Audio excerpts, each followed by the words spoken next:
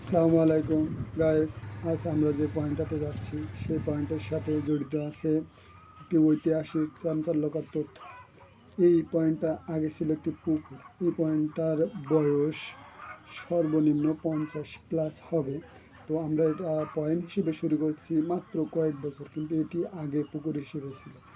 এখানে গ্রামের প্রবীণ মুরব্বীরা বলে থাকে এই পুকুরে আগে নাকি দুপুরবেলা বা সোনার পাতিল, আসবাবপত্র এগুলো ভাসতো এবং একা কোনো মানুষ যেতে সাহস পেত না।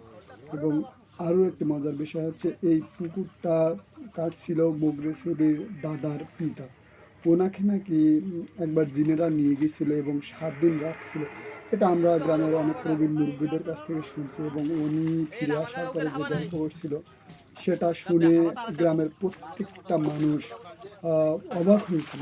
উনি বলছিলেন ওনাকে নিয়ে রাখছিল যে ঘরটা সেটা নাকি ছিল ফার্মের, এবং ওনাকে খেতে দেওয়া হতো ফার্মের পাত্রে করে। এবং সে তাদের যে মানে জিনদের বসবাসের যে পরিবেশটা সেটা নাকি আসলে পৃথিবীর কোনো পরিবেশের সাথে যায় না, এমনই তথ্য দিছিল। তো আজও অনেকের মুখে শোনা যায় এটা একটি 100% সত্য ঘটনা। তো আমরা ভাবলাম যে আপনাদের সাথেও একটু শেয়ার করি আমাদের এই পয়েন্টার ঘটনাটা।